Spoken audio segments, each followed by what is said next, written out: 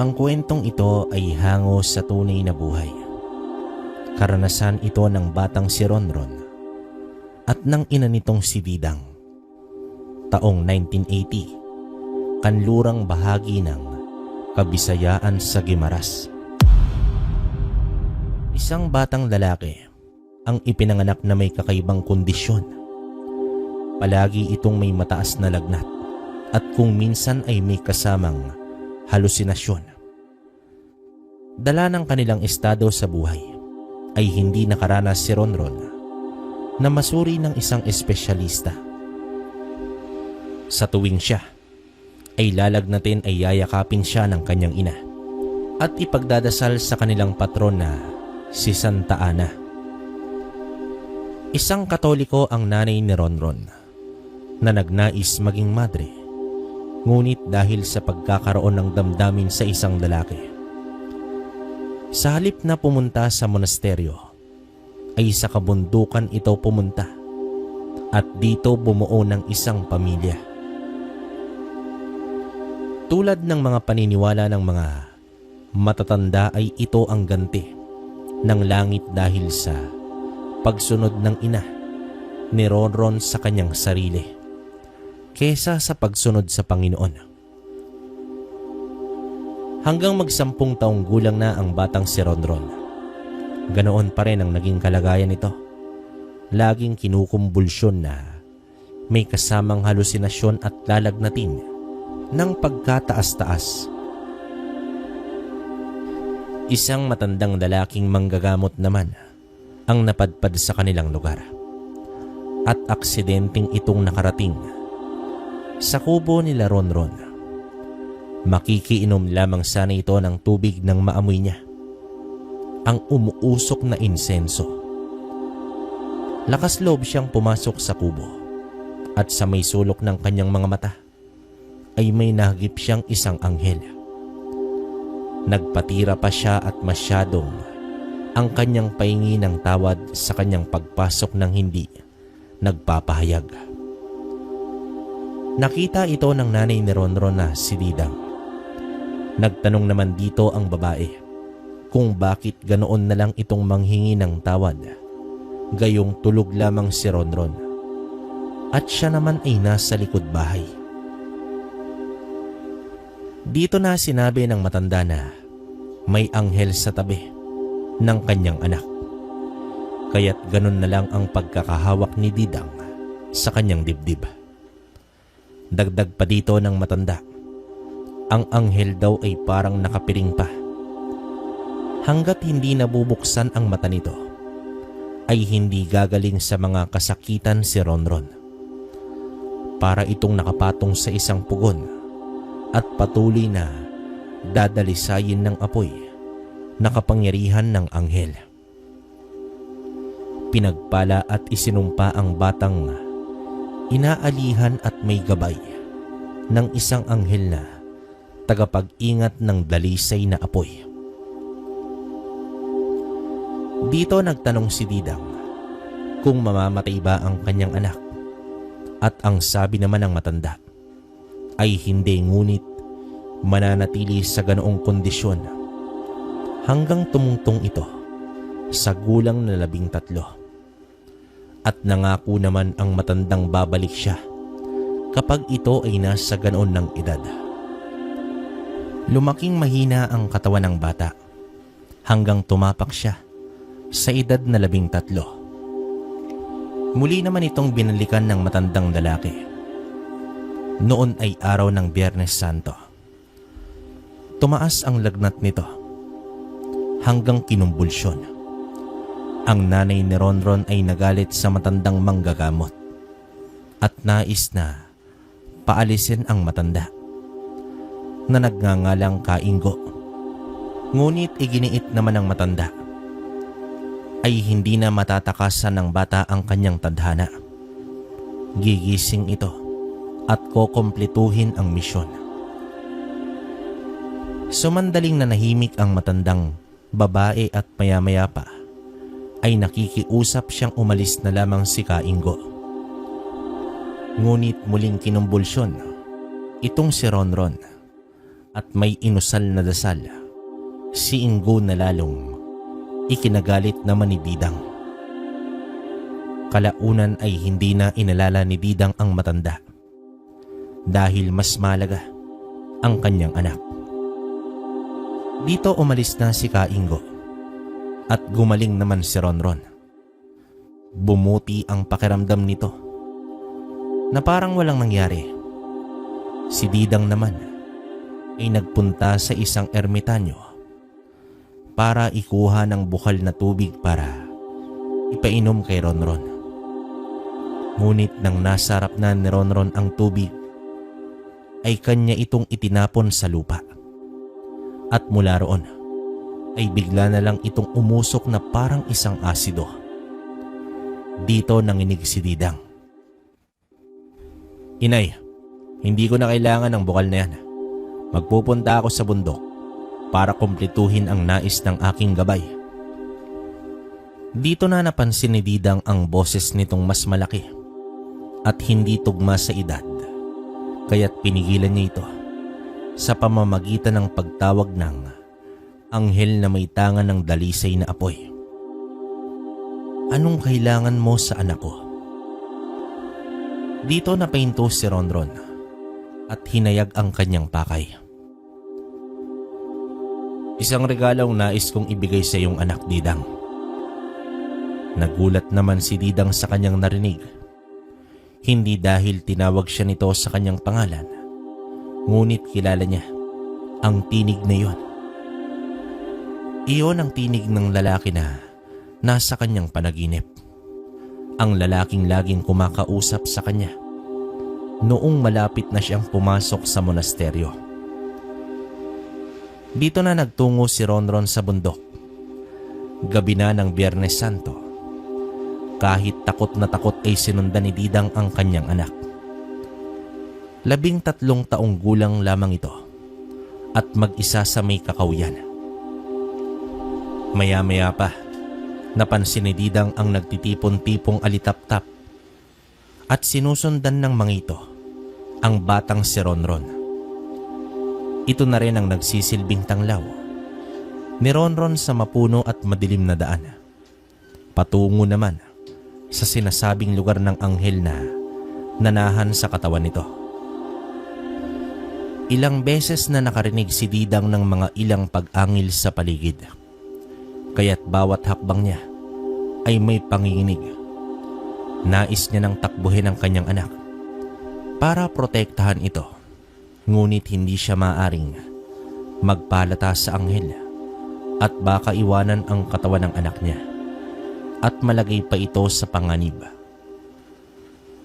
Nagtiis si Didang sa takot na kanyang nararamdaman. Lalong lumakas ang mga pag-angil at napasigaw na lang si Didang nang biglang may humila sa kanyang paa. Napapikit si Didang at ang mga pag-angil ay parang nasa harap niya na. Ngunit napamulat siya nang marinig ang mababang pag-angil na parang nasasaktan ito.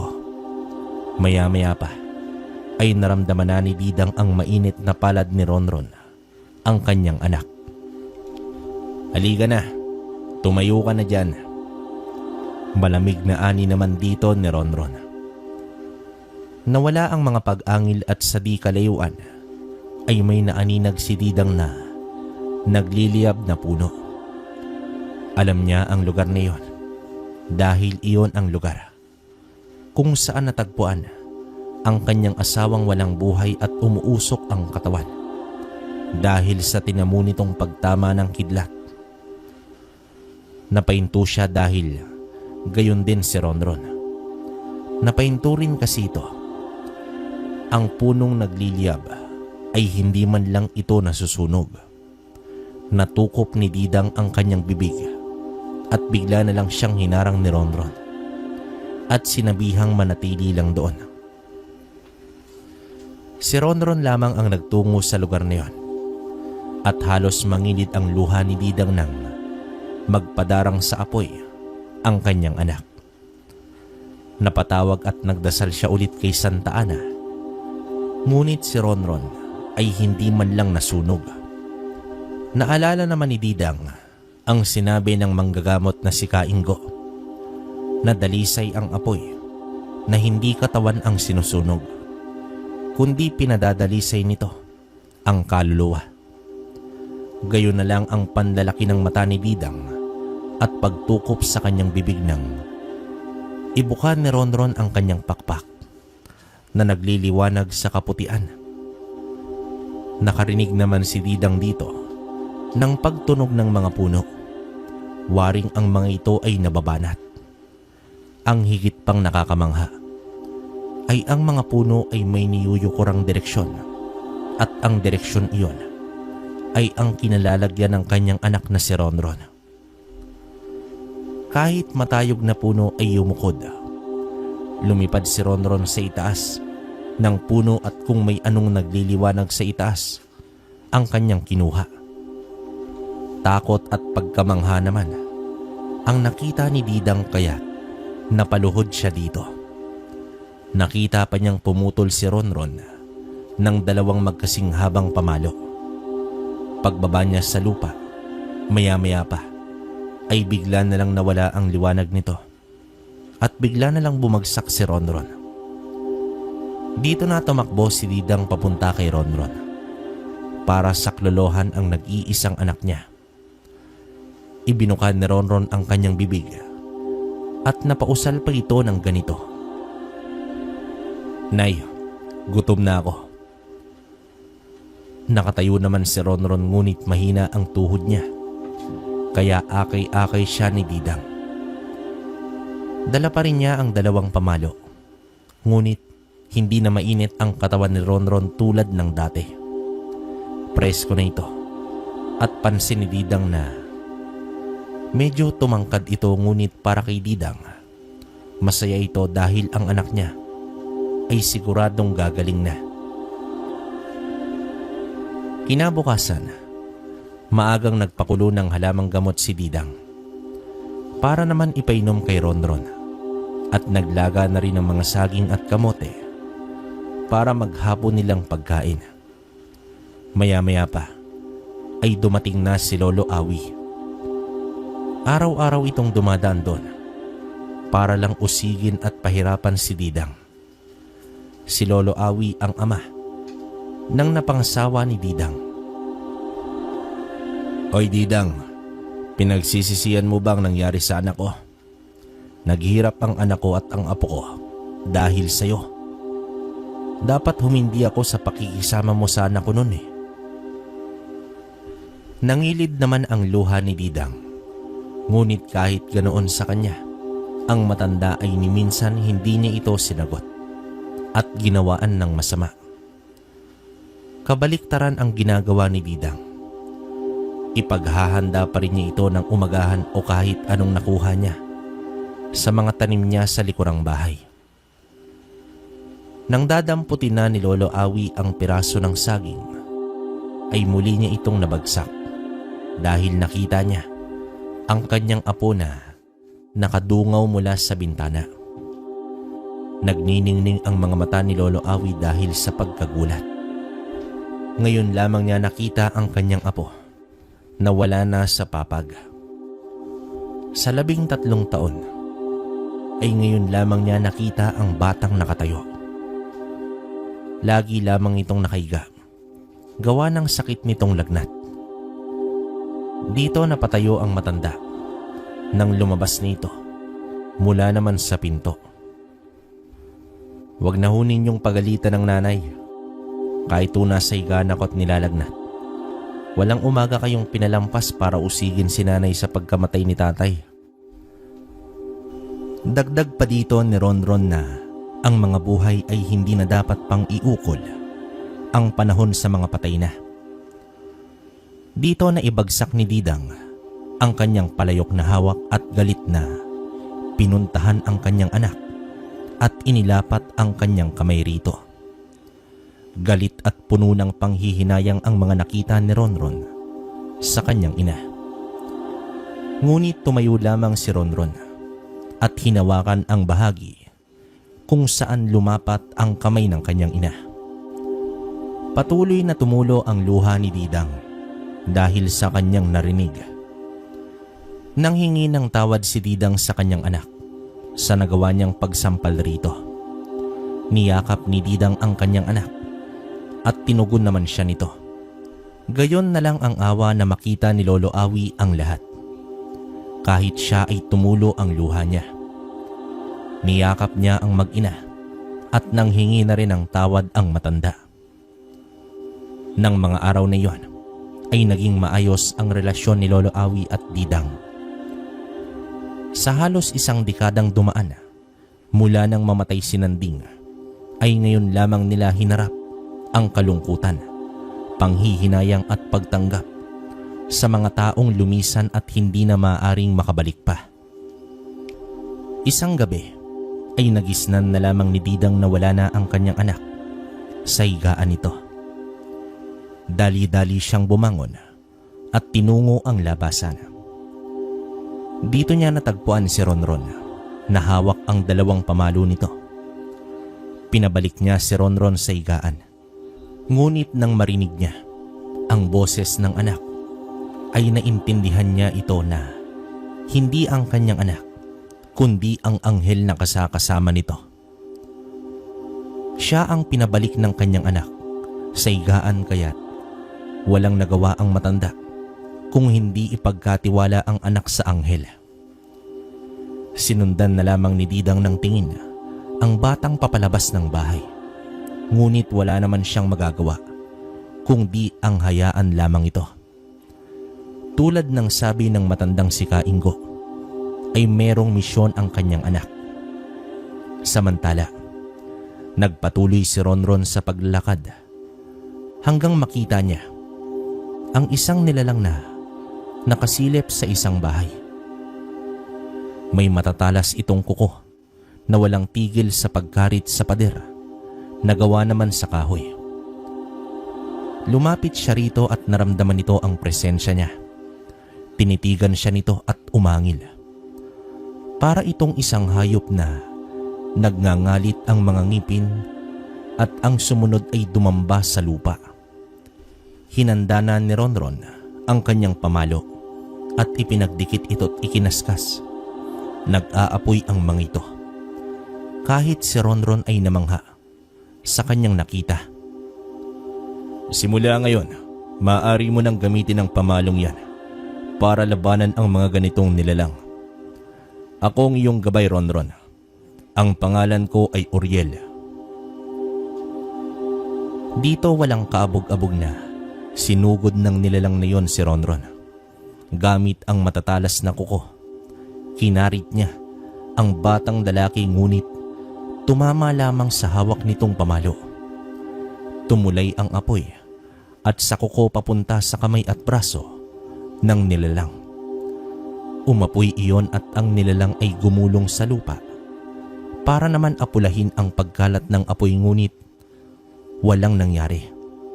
Gumapang ang apoy at noon din ay nasunog ito.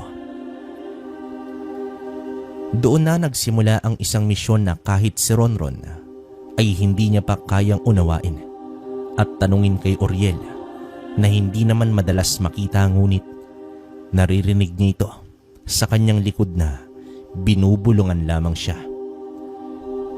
Isinama siya ni Didang sa ermitanyong nagbibigay ng bukal na tubig noong siya ay nilalagnat. Ngunit nang makarap niya ang ermitanyo, ay biglang nagbago ang boses ni Ronron at dito inusal ang ilang mga dasal. Ang mga dasal ng ermitanyong may-ari ng bukal. Nagulat naman si Didang nang magsalita si Ronron laban sa matandang ermitanyo. Isa raw itong bulaan. Dagdag pa ni Ronron na hindi ang Diyos na namamatay sa Biyernes Santo ang sinasamba nito. Kaya naman walang bisa ang bukal na iniigiban nito ng tubig. Natawa naman si Didang dahil narinig niya mula sa kanyang anak na sayang ang ibinibigay na 4 na pirasong nilagang kamote kapalit ng tubig sa bukal. Nagalit naman ang matanda, ngunit natahimik siya nang ipakita ni Ronron ang pakpak ni Uriel. Dito na napabanggit ng mga dasal ang matanda. Umihip naman si Ronron sa hangin at noon din ay sinalita ng matanda pabalik ang kanyang dasal na inusal. Napalunok ang matanda dahil sa ginawa sa kanya ng batang si Ronron. Isang huwad at gumagamit ng itim na kapangyarihan ang matandang ermitanyo, at ang kuwebang pinananahan nito ay puno ng mga ginuhit na simbolo na kumikilala lamang sa mga sumasamba sa kahariang matatagpuan sa ilalim ng lupa. Hindi na ulit nagpunta si Didang sa matandang ermitanyo. Naalala pa ni Didang nang tabigin ni Ronron ang tubig na galing dito. Para itong asidong umuusok, ngunit walang katumbas ang sayang kanyang naramdaman simula nang naging maayos na ang pakiramdam ng kanyang anak. Matagal niya nang hinihintay ito at hiniling na maging maayos lang ang kanyang anak ay handa siyang tanggapin kung anong kapalaran ang naghihintay rito.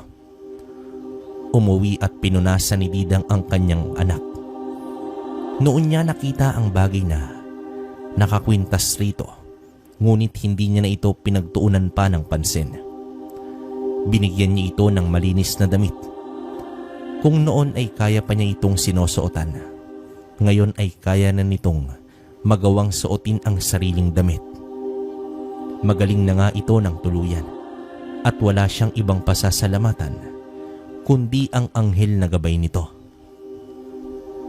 Isang gabi ay ginising si Ronron ng anghel. Noon lamang ito ulit nagpakita sa kanya. Sa totoo nitong anyo, kwento ng anghel ay minsan lang daw sila hinahayaan na bumaba naman sa lupa, at siya ng araw na iyon ay hindi na nakabalik sa langit.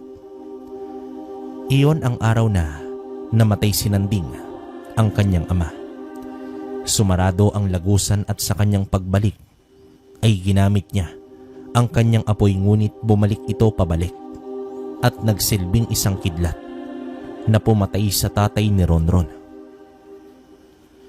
Dito na lumuha si Ronron sa harap ng anghel dahil ni minsan ay hindi niya nakita ang kanyang ama at nagkasakit lamang siya ng mahabang panahon. Ngunit sabi naman dito ng anghel ay isang misyon ang dahilan kung bakit siya narito. Kailangan niyang tumulong sa mga taong nababalot ang puso ng kadiliman, pagkadesperado, at ang mga taong isinusuko ang sarili sa kadiliman, kapalit ang ilang bagay tulad ng kabataan, lihim na karunungan at mga kakayahang hindi nagagawa ng isang normal. Iyon ang sikretong sinabi ng anghel sa kanya tungkol sa tunay na pagkamatay ni Nanding. Lalakad si Ronron sa mundo kung saan ay unti-unting binabalot ng kasamaan ang paligid. Binabago ng panahon ang mga pananaw at nagiging masidhi ang tao sa mga bagay na malayo na sa kabutihan. Ilang araw ang lumipas at isang balita ang nakarating sa mga taga-baryo. Isang epidemya ang kumakalat sa tubig at kalupaan na maaaring magdala ng sakit sa mga tao.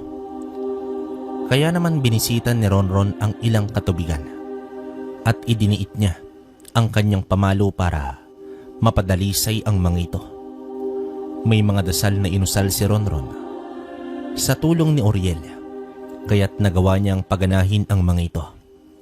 Ngunit sa kanilang pagpasyal sa mga lugar na pinagkukunan ng tubig ay may isang lalaki silang nakita. Naglalaro ito ng tubig at may mga inuusal na dasal. Maaring ito ang sinasabi nilang nagdadala ng epidemya mula naman sa tubig. Dito na inihanda ni Ronron ang kanyang pamalo at pinagdiit ito. Padapit hapon na kaya unti-unti nang kumakalat ang dilim sa paligid. Umaangil ito at muling kakahig sa lupa. Punong-puno ng mga sugat na nangangarilang.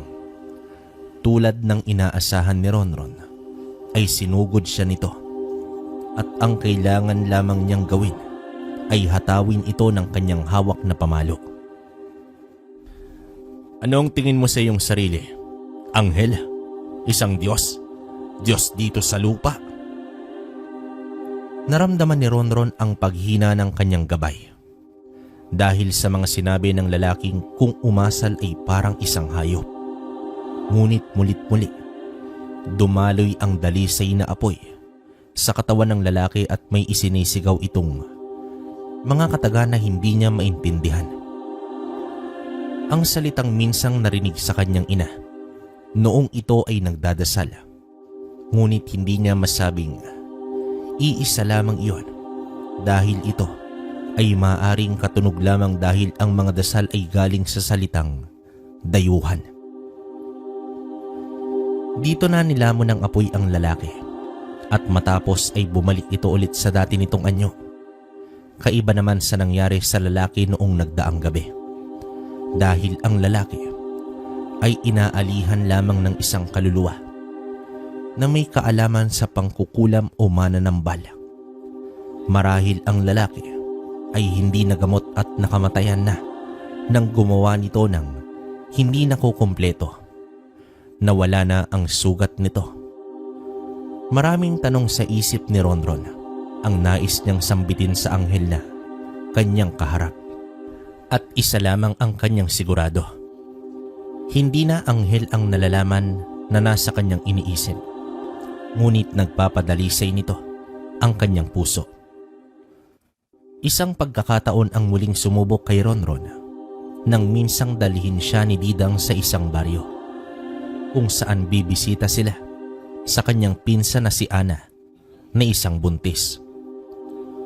Ang kinalalagyan ng kanyang pinsan ay kaduluduluhan, kaya naman malawak na kagubatan ang kanilang nilakaran at ilang tulay at ilog ang tinawid. Pagpatak pa lang ni Ronron sa pinakadamba ng arko ng baryo ay nakaramdam na siya agad ng pagbigat ng kanyang paa, ngunit nagawa pa rin niyang makalakad tulad ng isang normal. Tuwang-tuwa naman ang kanyang ina at sabik na nitong makita ang kanyang pamangkin. Alam niyang anumang oras ay magsisilang na ito, ngunit nang marating nila ang bahay ni Ana ay merong dalawang matandang babae ang humarang sa kanila. Ipinakita ni Oriel kay Ronron ang maitim na lumulukob sa mga ito at doon niya nakita ang mga ito na hindi normal na tao. Inilibot niya pa ang kanyang paningin sa paligid at halos lahat ay may kulay itim na nakalukob sa mga ito. Ang buong baryo ay nasa laylayan na ng kadiliman. Ibinalik niya ang kanyang tingin sa dalawang babaeng nakaharang sa kanila. Inilabas niya ang kanyang pamalo at parehas na idinikit sa magkabila ang balikat. Dito na napatingin ang dalawa sa kanyang mga mata at ipinakita ni Oriel sa dalawa ang kanilang magiging kapalaran. Labis naman ang takot ng dalawa na napayuko at hinayaang makapasok sa loob ng bakuran nila Ana. Tinawag ng kanyang ina ang pangalan ni Ana at mabilis naman itong lumabas. Masaya ang muka ng kanyang pinsan nang makita sila.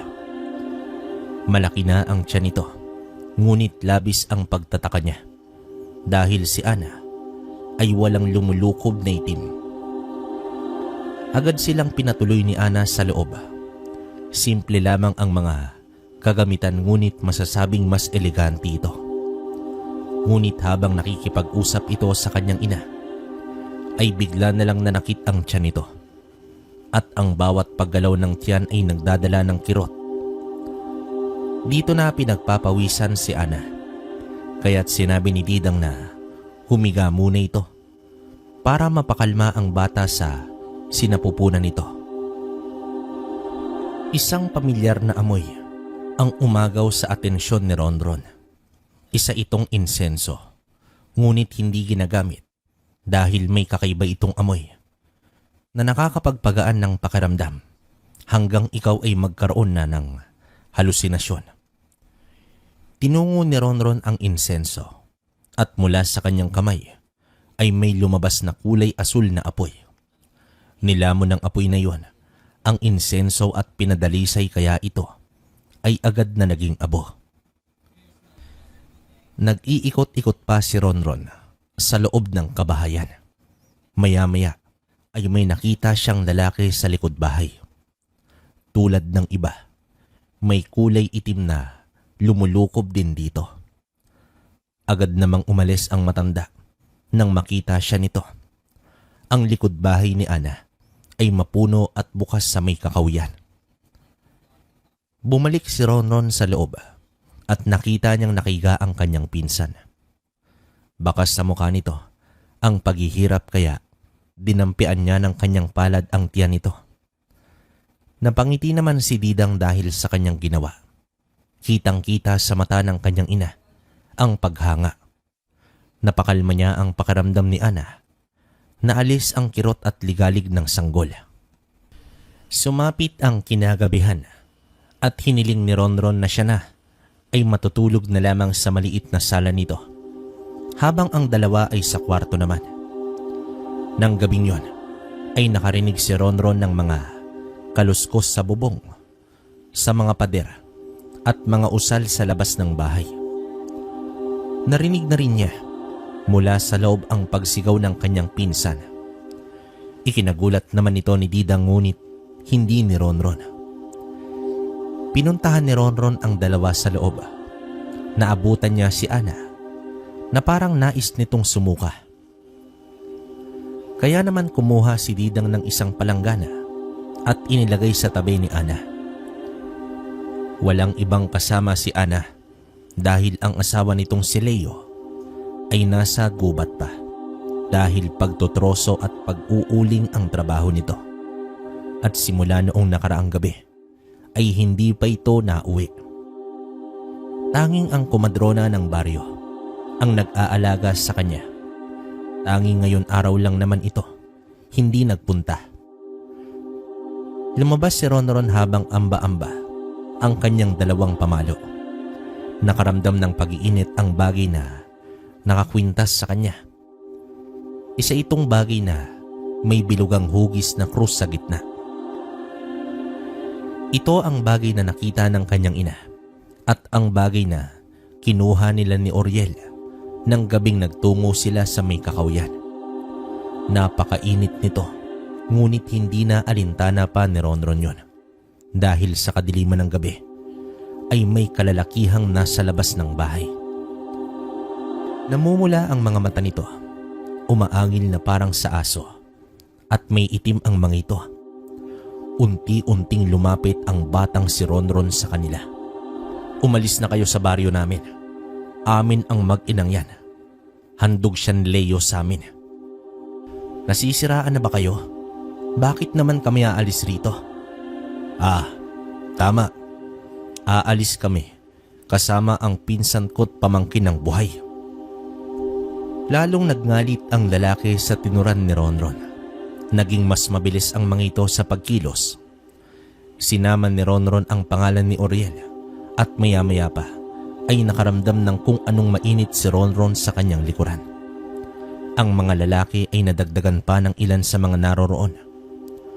Halos lahat ng mga naroroon ay namumula ang kani-kanilang mga mata at nagsisilapitan sa loob ng bahay ni Ana. Kaya naman mabilis siyang pumasok sa loob. Si Ana at Didang ay naabutan niyang magkasama. Kunot ang noon ni Ronron na pumasok at pinagayak ang dalawa para naman sa pag-alis nila. Hindi mga tao ang naroroon, kundi mga nilalang na pumapaslang at kumakain ng tao. Sinabi niya ito sa kanyang ina at isa lang ang lumabas sa bibig ni Didang na ang mga ganoong nilalang ay aswang. Binalot ng takot si Ana at kinuha ang pulang tela. Ipinalibot ni Ana ang tela sa kanyang sikmura. Kailangan na natin makalayo rito. Sa likod tayo, inay. Nagtataka naman si Ana kung bakit ganoon na lang si Ronron sa pagsasalita sa kanyang ina. Waring hindi ito isang batang sakitin para na itong isang binata at may kaalaman sa pakikipaglaban. Ngunit wala na siyang oras para questionin ang mga bagay-bagay na iyon. Nagdaan naman sila sa likurang bahagi ng bahay. Sinuong nila ang madilim na bahagi ng kakawyan. Sa gitna ng kanilang paglalakad ay bigla lang natigilan si Ana. Ani nito kay Didang ay parang ngayon na siya manganganak at kung magtatagal pa sila sa paglalakad ay lalabas na ang bata. Ilang minuto pa ay tiyak na masusundan na sila ng mga hinihinalang aswang. Hindi naman huminto si Ana at Didang ay nagpatuloy sila, ngunit sa tuwing hihilab ay napapainto naman si Ana. Kailangan makalipas ang gabing yon para kay Ana at sa sanggol na dinadala nito. Ang madilim na kakawyan ay unti-unti nang lumiwanag dahil sa sinag na nagmumula sa buwan. Lumatag ito sa buong kakawyan at nang matamaan ng liwanag ng buwan si Ana ay lalong humilab ang kanyang sikmura. Hindi na siya nakapagpatuloy sa paglalakad kaya inakay na lang siya ni Didang sa isang puno. Nagsimula ng umagos ang tubig at sinundan ng dugo. Manganganak na ito at hindi na ito may tatakas sa kamay ng mga aswang. Dito hinanda ni Ronron ang kanyang pamalo at inamba sa mga aswang na papalapit. Nakarinig na sila ng mga kaluskos at yabag sa paligid. Hinanda ni Ronron ang kanyang pamalo para sa mga posibleng panggagalingan ng pag-atake ng mga oras niyon. Inusal ni Ronron ang isang dasal na itinuro ni Oriel sa kanya. Ang mga puno ay nagsiyukuran sa gawi niya. Inilabas niya ang nakakwintas sa kanya at muling inamba ang dalawang pamalo. Ganon na lang ang pangamba ni Didang habang hinihilot ang tiyan ni Ana. Sumigaw ito dahil sa patindi ng patindi ang paghilab. Ngunit mas tinapangan na lang ni Didang ang kanyang loob. Kinuha niya mula sa kanyang bulsa ang isang panyo at inipit sa bibig ni Ana. Hinarap naman ni Ronron ang mga nilalang na aatake na sa kanila. Hindi nga nagtagal ay nagsimula ng umatake ang mga aswang. Mabilis na sinalag ni Ronron ang mga nilalang na umatake mula naman sa kanyang kaliwa. At ang sumunod ay sa kanyang kanan. Lahat ng sinalag ng pamalo ni Ronron ay nilamon ng apoy. Ang mga ito ay parang mga tuyong dahon na kapag sinilaban ay mabilis na kinukonsumo at nagiging abo. Dahil dito ay unti-unting umurong ang mga naroroon. Ngunit sa pag-urong ng iba, ang pinuno naman ang umaabante. At nagsalita ito sa nakakatakot na boses na ang ulo nito ay katulad sa isang ibon na uwak. Ito lamang ang natatanging merong pakpak. Kung sa tingin mo ay hahayaan na lang namin ng ganito, nagkakamali ka. Iyang batang iyan ang buhay namin. Minsan na lang kami kumain ng laman ng tao at isang sanggol. Sa pagbanggit nito tungkol sa sanggol, ay hindi na napigilan nitong hindi tumulo ang laway. Ngunit hindi ito pinayagan ni Ronron. Hinigpitan niya ang pagkakahawak sa kanyang pamalo at matiim na pinagmasdan ang pinuno. Ganon din ako. Hindi rin ako papayag na pagpiesta ninyo ang aking pamilya at lahi. Umangil naman ito at dali-daling sumugod sa kanya. Ngunit si Ronron ay nakahanda na ng mga oras na iyon. May mga ibinubulong si Oriel sa kanyang mga dasal para padalisayin ang mutya at maging malakas ang ibibigay nitong puwersa kapag tumama sa katawan ng pinuno ng aswang na may anyong ibon ang ulo at pakpak na parang sa uwak. Nagsimula itong umangat sa lupa at matalim na tinitigan si Ronron sa ibaba. Ngunit nagulat siya nang biglang ibinukan ni Ronron ang kanyang pakpak o ang pakpak ng kanyang gabay na si Oriel. Ngumiti naman si Ronron ngunit narinig niya ang tinig ng kanyang ina. Kaya naman siya ay natigilan. May puwersang pumipigil para ilabas ni Ana ang kanyang anak. Kapag ito ay nagtagal, mauubusan ng dugo si Ana at baka mamatay na rin ang bata sa loob nito. Dahil sa takot ay bigla na lang nawala ng malay si Ana.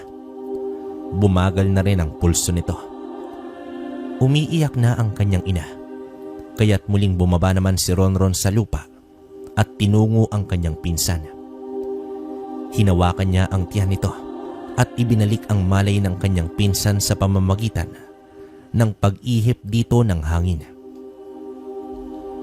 Noon nakita ni Ronron ang isang bagay na maaaring maging dahilan ng lahat.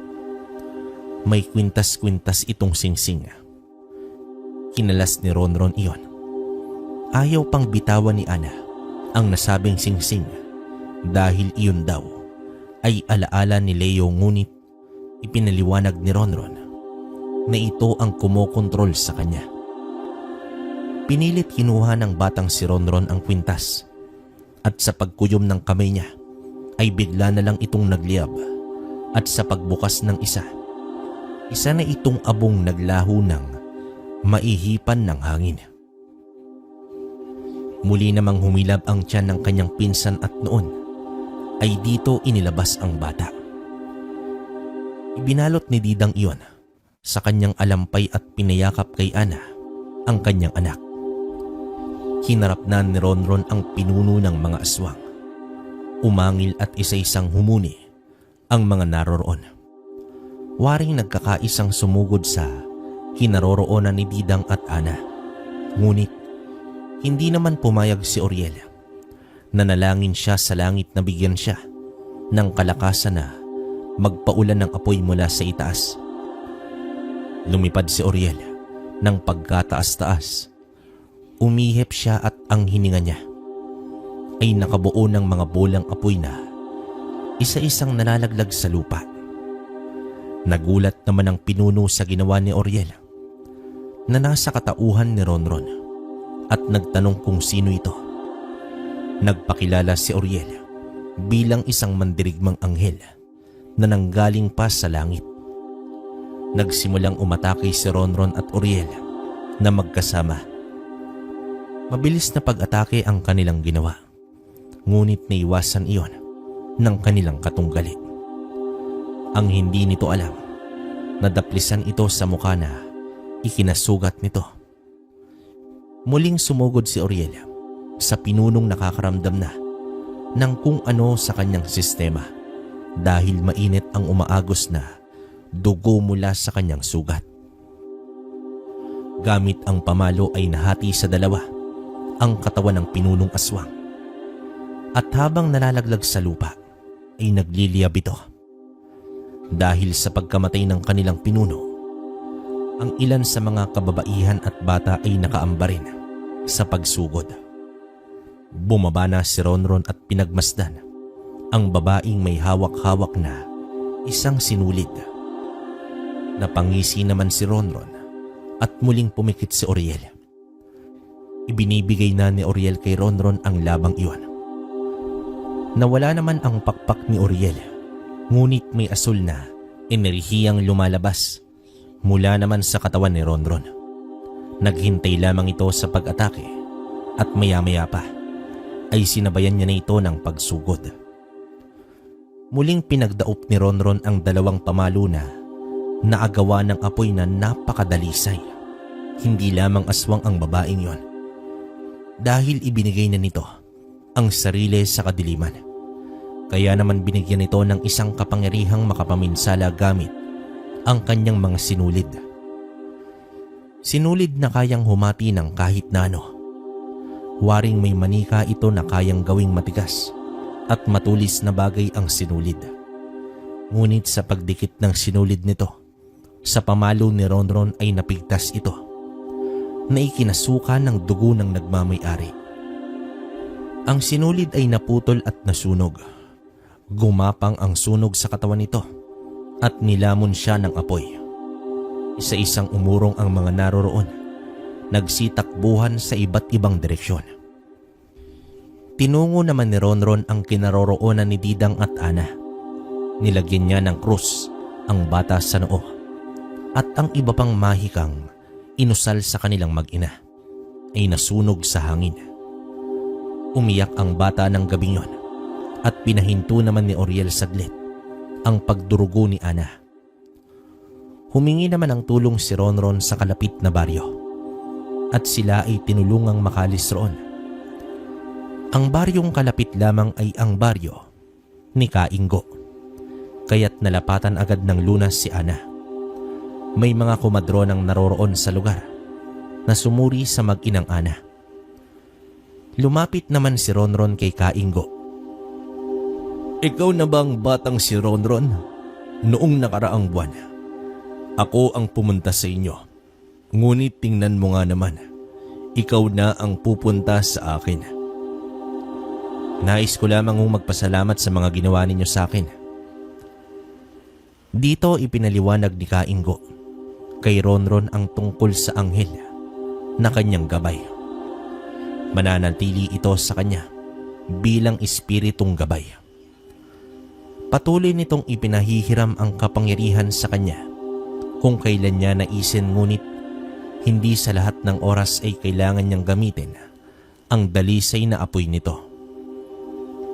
Dahil sa kadalisayan nito, lahat ay kaya nitong tupukin at sunugin. Si Oriel ay isang mandirigmang anghel na may tabang-tabang apoy at kaya siya noong binalot ng lagnat ay dahil sa kanyang gabay. Ang inusal ni Kainggo ay dasal para gisingin ang anghel at pahupain ang kapangyarihan nito. Ngunit kailangan pagsapit ng 13 gulang ni Ronron.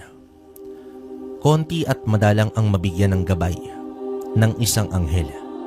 Kadalasan ang mga gabay ay nanggagaling lamang sa kalikasan o mga nilalang sa kalikasan. Maaring ang diwa ni Oriel ay muling natutulog sa kanyang kaibuturan, ngunit nagigising ito kapag merong nakaambang panganib.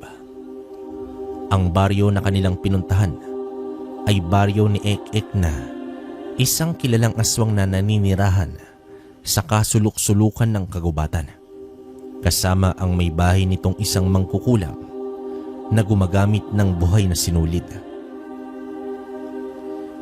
Karaniwan na ang katulad ni Ana na dinadala roon para ialay sa kanilang Diyos at kainin ang biktima habang ang sanggol ay nasa sinapupunan pa.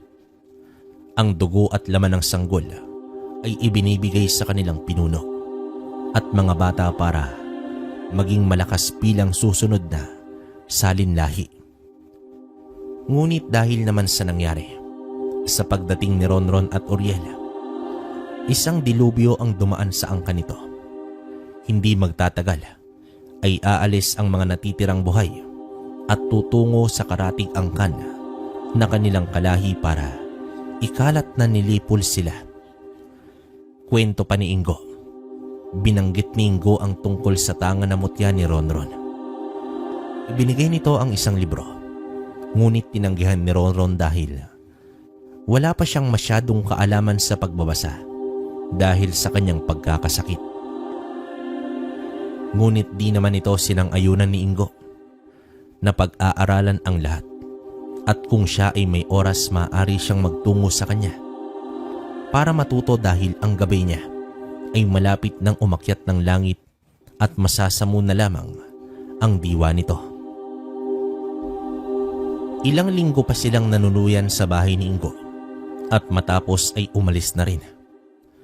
Marami pa rin ang gumugulo sa isip ni Ronron, ngunit wala nang mas malaga pa kaysa sa kanyang kakayahan na kaya niyang magligtas ng buhay sa tulong ng kanyang gabay na anghel at malakas na mutya ng sinukuan. Dumating ang gabi na bigla na lang siyang ginising ni Oriel dahil ang tarangkahan ay muling nabuksan. Naiiyak na nagpaalam si Ronron kay Oriel, ngunit sabi naman ni Oriel ay baba naman ang kanyang diwa para sa pagtawag ni Ronron. Nakita niyang lumipad ito paakyat ng langit at sa isang iglap ay bigla na lang naglaho. Sa muli niyang pagharap sa panganib ay naramdaman pa rin niya ang presensya ni Uriel at nasa kanya pa rin ang apoy nitong nakakapagpadalisay. Dahil na rin sa kapangyarihan ni Uriel ay bumukas ang kanyang ikatlong mata. Kaya naman ay kita niya kung anong nilalang ang nagbabantay sa mga taong kanyang nakakasalubong. Tinanggap naman nila sila Ana at doon na nanirahan sa kanila kasama ang sanggol nitong pinangalanan nilang Uriel bilang pagtanaw ng pasasalamat sa kagitingan ng anghel ng gabing yon. Maiwaga ang mundo natin mga kabaryo, aminin man ng tao o hindi, ngunit may iba't ibang mga nilalang na namumuhay at nais na sumungay sa mundo kahit ang kapalit ay pagbenta sa sarili nitong kaluluwa sa Diyos na may kaharian sa ilalim ng lupa at nagmamay-ari ng apoy na karagatan. Ngunit wala nang hihigit pa sa pagmamahal ng Panginoon na lumikha ng lahat-lahat sa mundo. Kahit ang sarili niyang anak ay kaya niyang ibaba para lamang iligtas ang tao sa apoy ng impyerno. Wakas. Okay, komento ko sa kwento natin ngayon. Grabe, napakalakas talaga ng ganito, lalo na kung ang gabay mo is isang anghel, no? Proven and tested naman na yan mga kabaryo. Marami na tayo naging kwento na ganito na ginagabayan ng isang anghel. Lalo na to si Arkanghel Uriel, no? Siba, kumbaga isang mandirigma to na kasama ng 7 arkanghel. Grabe. Tama naman na, yun nga, sabi dun sa aral sa kwento, maraming tao ngayon na, kumbaga, ipinagpapalit ang kaluluwa para sa panandaliang karangyaan, di ba? Lalong-lalo na sa panahon natin ngayon. Hindi ko na lang i-elaborate pero alam nyo na yung meaning nun. Daming ganun, no?